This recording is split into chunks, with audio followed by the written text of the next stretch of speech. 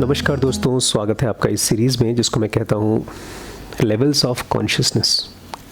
ये सीरीज़ मैं इसलिए स्टार्ट कर रहा हूँ, वैसे मैं शुरू करने वाला था इसको एक हफ्ते बाद, लेकिन शुरू इसलिए कर रहा हूँ क्योंकि आज हमारे घर में एक बंदे का लेवल बहुत ही गिर गया कॉन्शियसनेस का।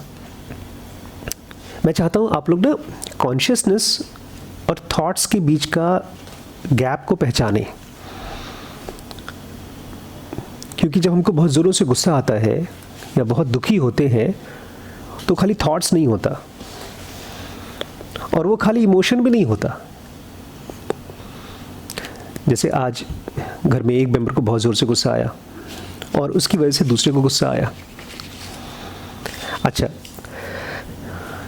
जब वैभव ने श्रीश के ऊपर गुस्सा किया, उसके पहले वैभव ने श्रीश को एक काम बोला जो श्रीश नहीं करना चाहता था। श्रीश वापस उसको कम्युनिकेट नहीं कर पाया कायदे से कि मैं नहीं करना चाहता हूँ। वो उसकी पोलाइटनेस कह दीजिए, उसकी अच्छाई कह दीजिए, कुछ भी कह दीजिए, क्योंकि वैभव को ये परसेप्शन हो रहा था कि वो बहाना कर रहा है।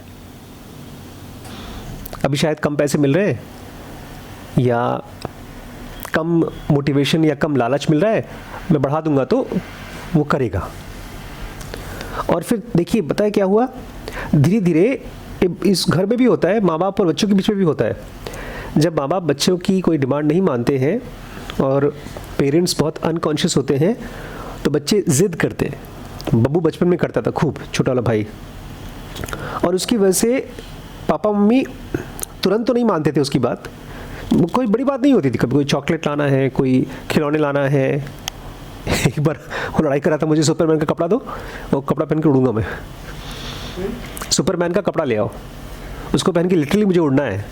उसने पहले तौलिए के साथ बहुत प्रैक्टिस किया था लेकिन उड़ नहीं पाया था। उसको लगा था सचमुच का जब कपड़ा पहनूंगा मैं तो सचमुच का उड़ जाऊंगा, और फिर खूब जिद करने लगा। तो पापा मम्मी माने नहीं। उस दिन बड़ा कंफ्यूज हुआ क्योंकि उसके पहले जब भी वो जिद करता था, पहली बार में तो नहीं मानते थे, बट 2-3 बार में वो एक आध 2 घंटे जिद करने के बाद वो मान जाते थे। तो उस बच्चे को ये इल्यूजन आने लगा कि हो ना हो तुरंत मानते नहीं ये लोग, थोड़ा सा धक्का मारेंगे तो मानेंगे।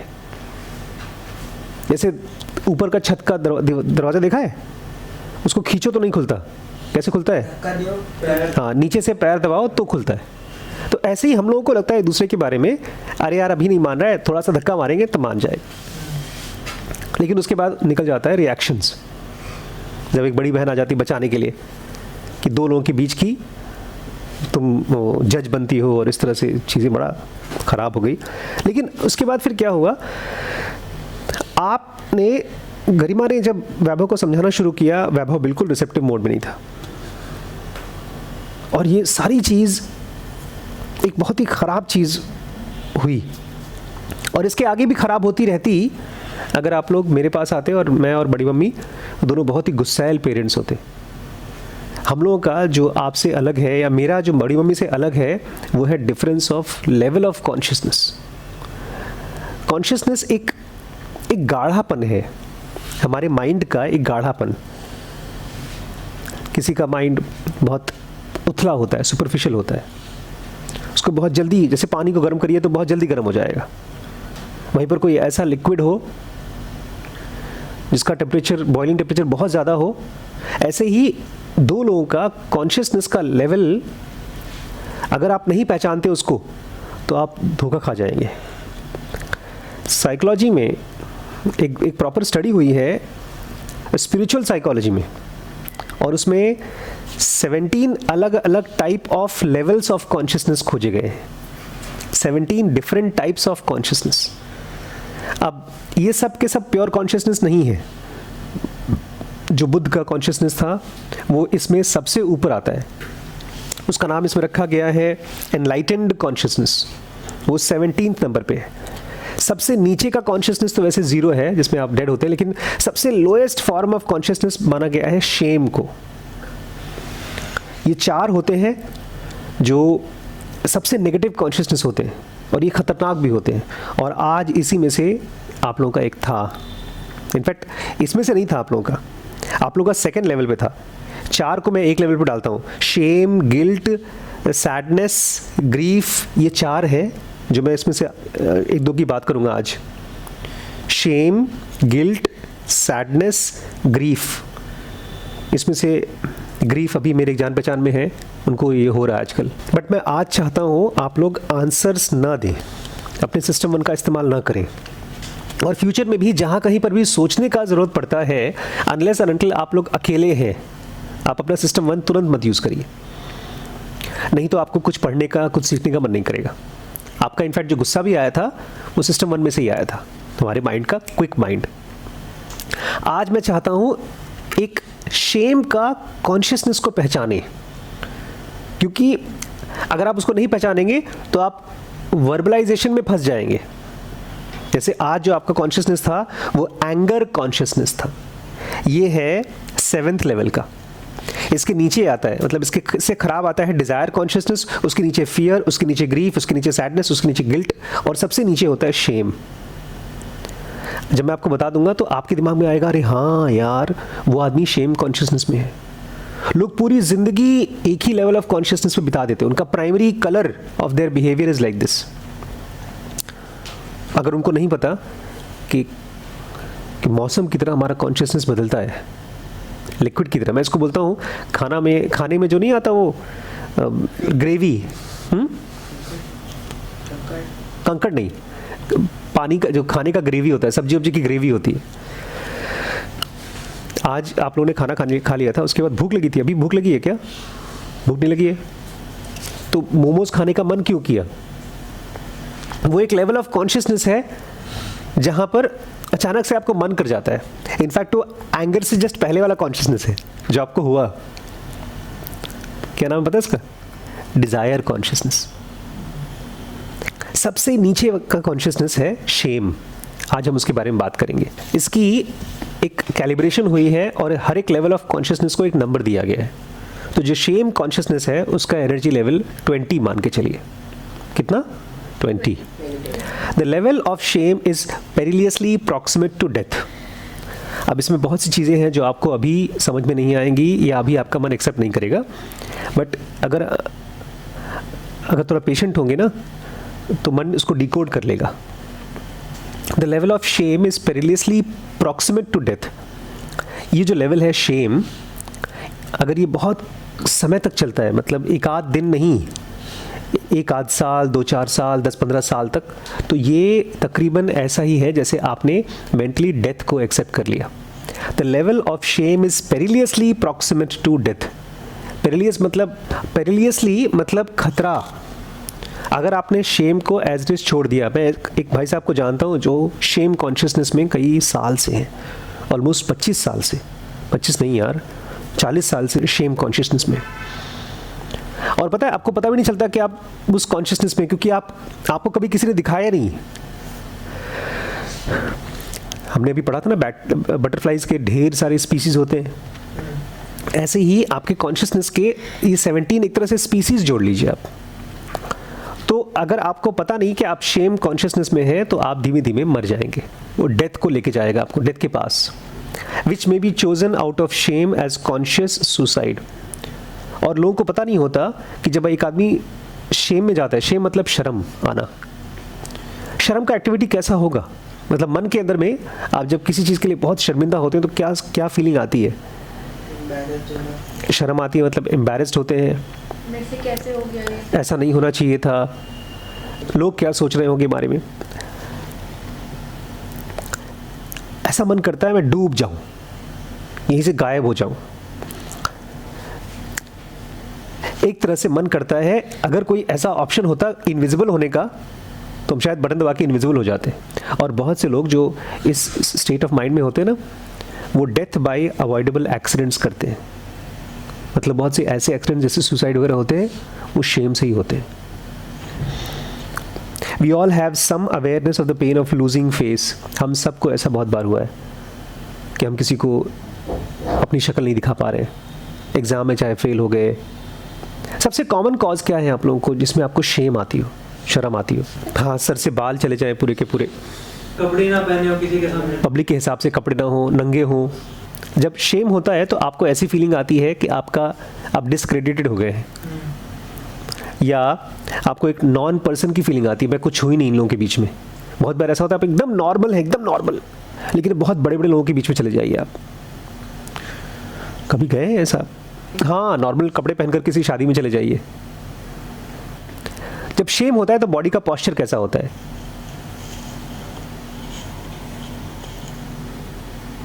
ये बॉडी के मसल्स उस कॉन्शियसनेस में अपने आप कॉन्स्ट्रिक्ट होते हैं, वो अनकॉन्शियसली वैसे हो जाते हैं। Wishing they were invisible. Banishment is a traditional accompaniment of shame. पुराने ज़माने में जब आप कोई ऐसा काम करते थे जिसमें आपको शर्म आनी चाहिए थी, तो अगर आप ग्रुप के हिस्से हैं, किसी आदिवासी ग्रुप के हिस्से हैं या किसी गांव के हिस्से हैं, तो आपको बैनिश कर दिया जाता था। Banishment is a traditional accompaniment of the shame, and in primitive societies from which we are all originate, banishment is equal to death. और उस ज़माने में अगर किसी ने आपको बैनिश कर दिया तो लोग ऐसे ही मानते थे कि ये तो मेरी मौत ही हो गई। उसको जात निकाला बोलते थे, जात निकाला।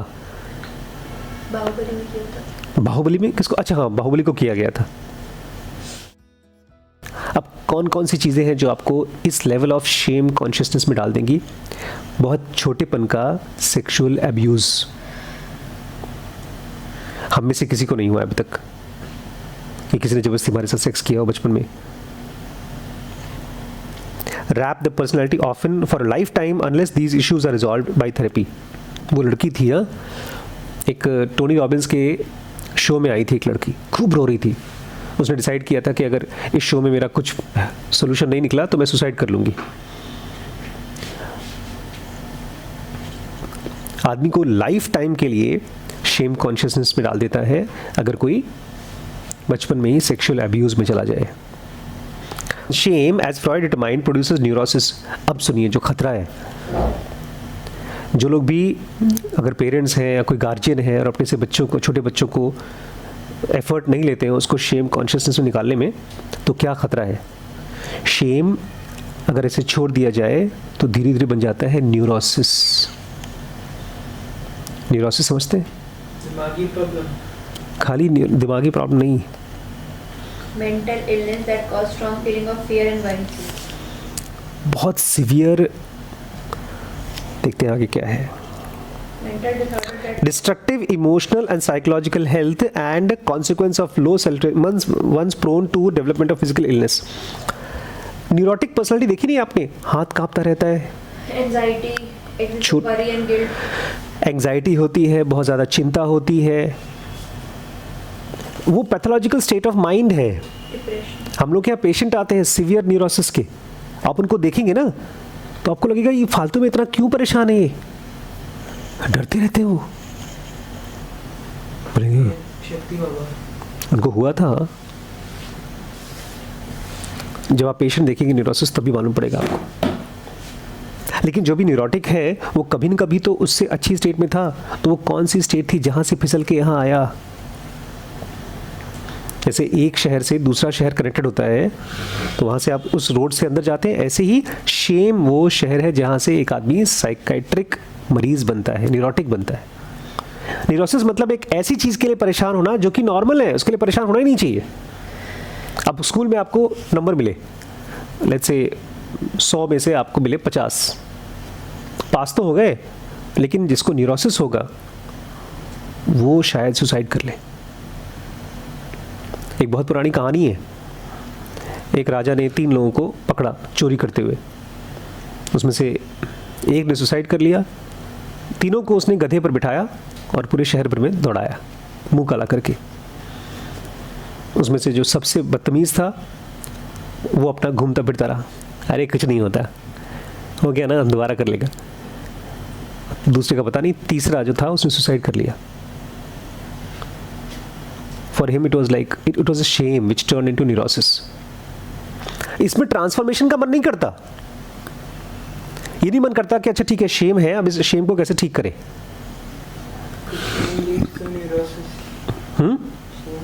हाँ, अगर शेम को आपने कॉन्शियसली रिजॉल्व नहीं किया, हील नहीं किया, तो न्यूरोसिस बन जाता है। कैसे पहचान में आएगा? कोई आदमी शेम कॉन्शियसनेस का है, वो होगा शाई, बहुत शर्मिंदा होगा, उसको शर्म लगेगी बहुत ज़्यादा, नॉर्मल से बहुत ज़्यादा। जहाँ पर शर्म नहीं आनी चाहिए वो भी उससे भी ज़्यादा शर्म। विथड्रॉन होगा, वो अपने अपने में रहेगा, लोगों से बात करने की उसकी हिम्मत नहीं आएगी, और इंट्रोवर्ट होगा वो। आप उसको धक्का मारेंगे, बोलो बोलो बोलो। जैसे मुझे लगता है श्रीश अगर नहीं बोल पाता तो उसकी एक इंट्रोवर्ट की हैबिट, नहीं भैया मैं नहीं जाना चाहता, ये नहीं बोल पाता।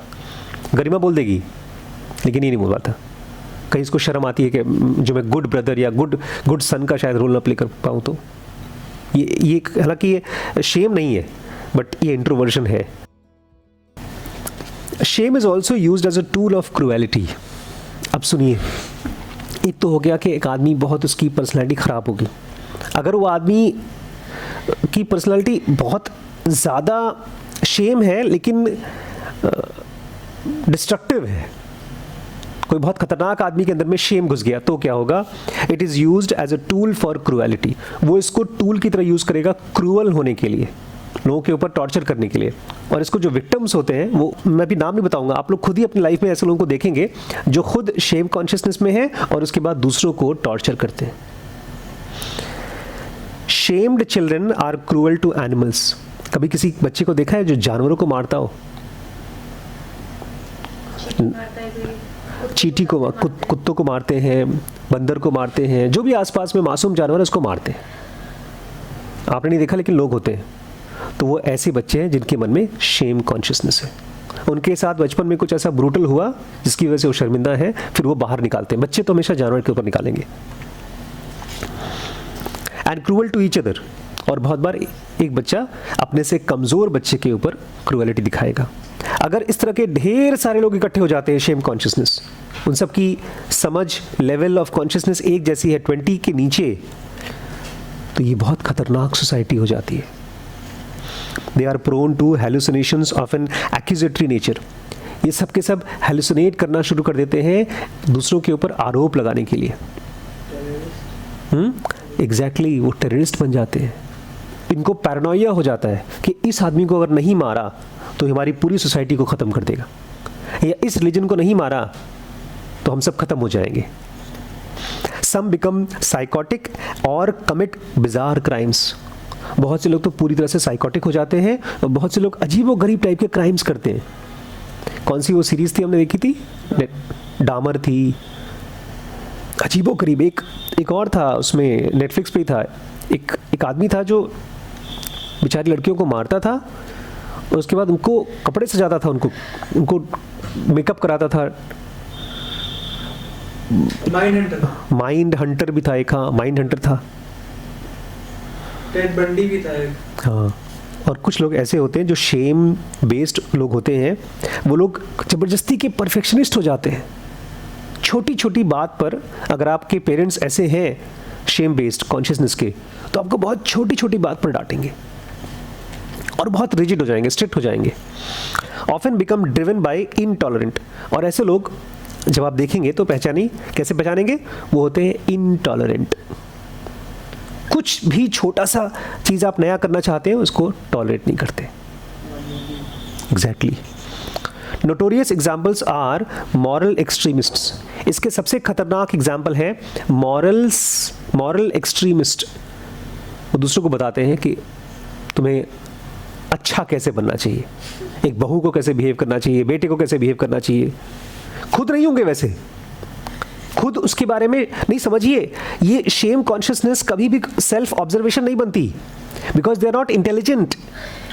मैंने कहा ना, ये लिसलिसा टाइप का कॉन्शियसनेस हो जाता है जिसमें थॉट चलता तो है लेकिन वो परवर्टेड हो जाता है।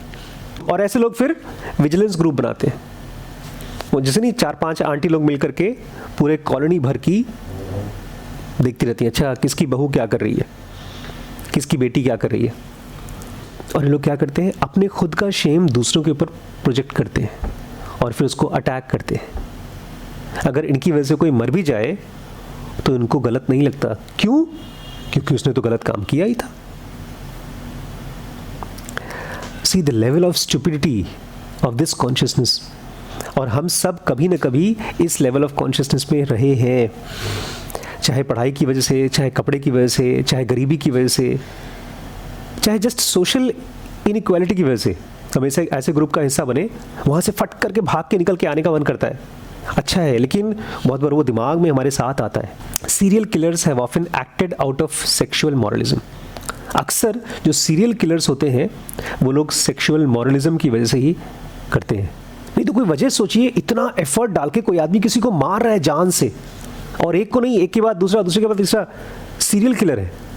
उसके मन के अंदर में बहुत स्ट्रांग फोर्स होगा, वो क्या है? Shame consciousness. उसको लगता है कोई चीज़ गलत है, उसके दिमाग में गलत है, गलत है, गलत है, और ये गलत कर रहा है तो उसको मारो, इसको मारो, इसको मारो। इसलिए अक्सर वो पता है जो सीरियल किलर होते हैं वो खास टाइप की औरतों को या आदमियों को मारते हैं, खास टाइप की। उनके हिसाब से वो लोग बैड वुमेन है या बैड मेन है, किसी को भी नहीं मारते। एक खास प्रोटोटाइप उनके दिमाग में, और एक कचरा, एक गंदगी दूसरी गंदगी को इनवाइट करती है। तो ऐसा आदमी जबरदस्ती के घमंड में आ जाता है, फॉल्स प्राइड में आ जाता है, या गुस्से में आ जाता है, या तो गिल्ट में आ जाता है। सेकेंड लेवल है वो, लेकिन शेम से थोड़ा ऊपर है, द लेवल ऑफ गिल्ट। जब मैंने इसको पहली बार समझा था, तब मुझे इसको जब पढ़ा था तब मुझे समझ में आया कि अच्छा, इस वजह से ये वाला आदमी इतने साल से ट्रांसफॉर्म नहीं हो रहा है, उसको खुद पता ही नहीं चलता। और मैं क्यों बता रहा हूँ आप लोगों को, ताकि जब आप एक सेकंड के लिए भी शेम कॉन्शियसनेस से जाएं तो खट से उसमें से निकलने की कोशिश करें। 3 स्टेप करें, मेडिटेशन करें, जॉगिंग करें, एक्सरसाइज करें, हेल्दी खाना खाएं, कुछ करें, लेकिन अपने ही मन का स्लेव मत बने। सबसे पहले पहचाने, मैं चाहता हूं ये सारी कहानियां आपको बताकर मैं पहचानवाना चाहता हूं, क्योंकि ये दलदल की तरह होता है हमारा माइंड उस समय। एक कॉन्शियसनेस मतलब माइंड का भीड़, हमारे माइंड के ढेर सारे स्लेव होते हैं जो थॉट्स बनाते हैं, इमोशंस क्रिएट करते हैं, और हमारा ही माइंड कह रहा है मैंने क्या किया, मैंने गलत नहीं किया, मैंने सही किया। वो ऐसे ही, ऐसे घर के बाहर आप निकले और एक गुंडा आपको पकड़ के, उंगली पकड़ के ले जा रहा है, चलो बेटा तुम्हें खाना खिलाऊंगा, चॉकलेट खिलाऊंगा, और फिर वो आपको किडनैप कर ले। हमारा माइंड खुद हमको किडनैप करता है। इसलिए मैं कहता हूं consciousness, it is not just thought कि एक थॉट आ गया, ये रहता है आपके साथ 1 दिन, 2 दिन, 4 दिन, बहुत से लोगों का तो महीने महीने, साल साल भर रहता है, उसमें से निकल ही नहीं पाते। डोमिनेट, इसी को मैं बोलता हूं E center dominating I center. But इसको एकदम सिंपल भाषा में समझिए कि उस आदमी का level of consciousness is only 20, that is shame consciousness. इससे थोड़ा सा ऊंचा होता है, थोड़ा सा ऊपर होता है, बट वो भी नेगेटिव है, बट इससे थोड़ा बेटर है, और उसको बोलते हैं गिल्ट कॉन्शियसनेस। उसके बारे में कल पढ़ते हैं, ठीक है। ये टोटल 17 टाइप्स ऑफ कॉन्शियसनेस है। इसमें धीमे धीमे आपको ऊपर जाना होगा, जब तक 200 के लेवल पे नहीं पहुंचेंगे। 20 शेम है, 30 गिल्ट है, 50 सैडनेस है, 75 ग्रीफ है। आजकल वो भाई साहब ग्रीफ में है। इनके बाद ये 5 एक लेवल में है जिसमें आदमी अपने अंदर ही फंसा रहता है। उसके बाद आता है थोड़ा सा ऊपर का लेवल, फियर और एंगर, जिसमें आप तीनों रहते हैं। फियर में पढ़ाई का फियर के बाद आ रहा है डिज़ायर, फिर आता है एंगर, और फिर प्राइड। ये प्राइड तक 175 होता है, और फिर 200 के ऊपर से पॉजिटिव होता है। मेरे ख्याल से मैं 200 के ऊपर ही हूँ। सबसे अच्छा कौन सा है? सबसे अच्छा है 700 to 1000, and that is enlightenment consciousness. Enlightened consciousness -20 नहीं है, ये एक्चुअली 20 लेवल है। ये अलग ही कैलिब्रेशन है। ये कुछ मशीनें बनाई गई थी मसल्स को टेस्ट करने की, और एक डेविड आर हॉकिंस है, MD PhD है। तो उन्होंने बहुत लंबा रिसर्च किया था बहुत से लोगों के ऊपर। उसके बाद इन्होंने मल्टीपल बुक्स लिखी हैं। उनकी one of the most famous books है पावर वर्सेस फोर्स। ये all 17 should be known to you. बल्कि हम लोग तो, मैं तो चाहूँगा ऐसा कोई ऐप बन सके कि जब मुझे शेम में जाऊँ तो मैं इस ऐप में शेम बटन दबा दूँ, और उसके बाद मेरी घड़ी चलती रहे, और जल्दी से जल्दी उसमें से निकलूँ। जब वापस निकल के आ जाऊँ तब मैं दूसरा बटन दबाऊँ, अच्छा ठीक है भैया अब मेरा शेम खत्म हो गया। ताकि, लेकिन वो भी, उसके लिए भी थोड़ा सा कॉन्शियसनेस चाहिए कि आप उस ऐप को जाके दबाएं। बिकॉज जब आप शेम कॉन्शियसनेस में आपको लगेगा भाड़ में जाए, सब कुछ नहीं होता, कोई हेल्प ही नहीं चाहिए मुझे। तो ठीक है, इसको याद रखिएगा, पहचानिए इसको।